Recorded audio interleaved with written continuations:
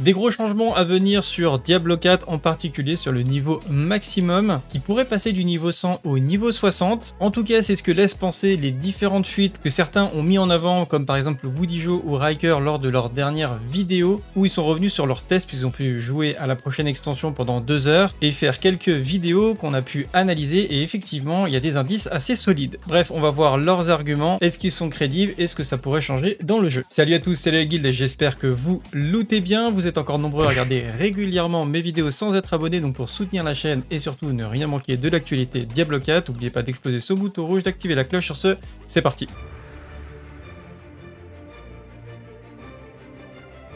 Vous retrouverez toutes les informations sur camilabs.fr ainsi que les liens, vous avez le lien directement en description. Donc comme je vous disais, à travers différentes vidéos qu'on a pu voir du serveur de test pour la prochaine extension et le test de la nouvelle classe, le Spiritborn, ou Sacré Esprit, je crois en français. Vraiment, Sacré Esprit. Franchement, je n'arrive pas du tout à me faire au nom français de la classe. Je sais pas pour vous. Sacré Esprit, j'ai du mal.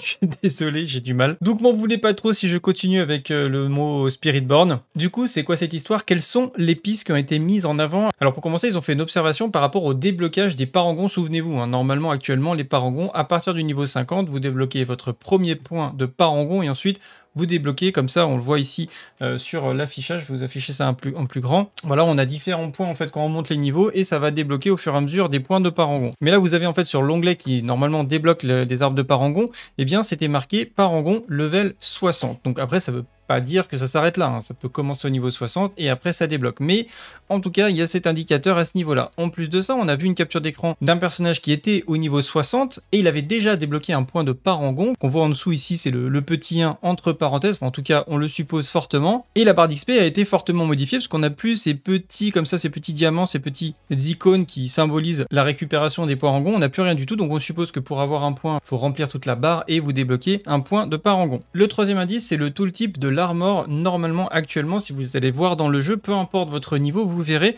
que le cap d'armure est indiqué à 9230 d'armure est requis pour une réduction maximale contre des niveaux de niveau 100 ou supérieur. Et en gros, ce qu'il faut comprendre, c'est que au niveau maximum, vous devez avoir tant d'armor pour être capé. Et ici, le tooltip a été changé et c'est marqué plus au niveau 100, mais au niveau 60, il vous faut 1000 d'armure pour être capé, ce qui sous-entend que le niveau maximum qui était 100 ici eh bien, est devenu 60, mais également on a une réduction en valeur de l'armure requise tout simplement pour être capé. Et enfin pareil sur les potions, avant c'était jusqu'au niveau 80 pour avoir la potion au niveau maximum, et bien maintenant vous allez débloquer, c'est marqué on voit pas très bien en bas, mais c'est au niveau 56 où on va pouvoir débloquer la potion au niveau max, donc ça fait 1, 10, 20, 30, 40, 50, 52 et 56, voilà. Donc on a quand même 4 indicateurs assez forts que le nouveau niveau maximum serait effectivement bloqué au niveau 60, mais du coup qu'est-ce que ça change de passer comme ça au niveau 60? Est-ce que c'est plutôt négatif? Est-ce que c'est positif? Qu'est-ce que ça peut changer concrètement dans le jeu? Alors ce qui est assez intéressant, c'est que déjà on va avoir peut-être une réduction des valeurs, ce qui est plutôt intéressant, c'est quelque chose qu'on a vu par exemple sur World of Warcraft, pour ceux qui se souviennent, hein, ça montait toujours dans les niveaux d'une extension à l'autre et après on n'arrivait plus trop à lire les dégâts.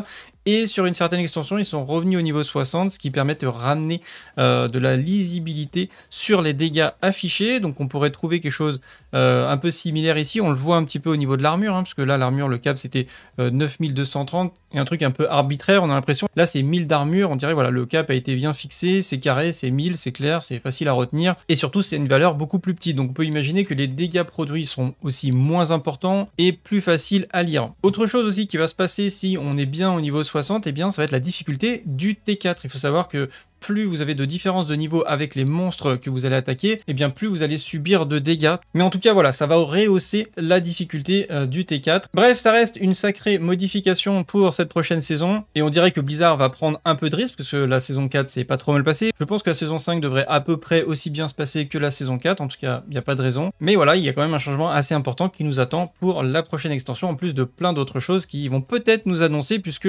vous avez un live stream qui arrive donc le 1er août, donc c'est très bien. Vous avez l'article, je vous le mets en description si vous voulez voir les liens et ne pas rater ce live stream. Il y a plein de choses qui vont être abordées, notamment peut-être les équilibrages issus du PTR qu'on n'a pas encore pu voir, parce que le PTR est terminé et potentiellement il y a pas mal de choses qui vont être encore changées, mais on n'est pas encore au courant. Vous avez aussi un autre live stream qui arrive très bientôt qui concerne Ashido Creation, un MMORPG que je suis de manière assidue depuis quelques années, avec potentiellement une date de sortie pour l'Alpha 2, en tout cas je l'espère. Si vous cherchez un clan pour Diablo 4, eh bien on recrute, on a 2 effectifs, un chill et un push pour les joueurs un peu plus hardcore. On est bientôt à la moitié du remplissage, l'objectif étant de remplir avant la sortie de la saison 5 pour être bien focus sur notre leveling. Vous avez toutes les informations sur le Discord, dans annonces et dans la partie Diablo 4. Voilà, pour ma part c'est tout pour aujourd'hui, j'espère que cette vidéo vous a plu, si c'est le cas likez, partagez, abonnez-vous, on se retrouve dans la prochaine, salut à tous, c'est la Guilde, ciao bye.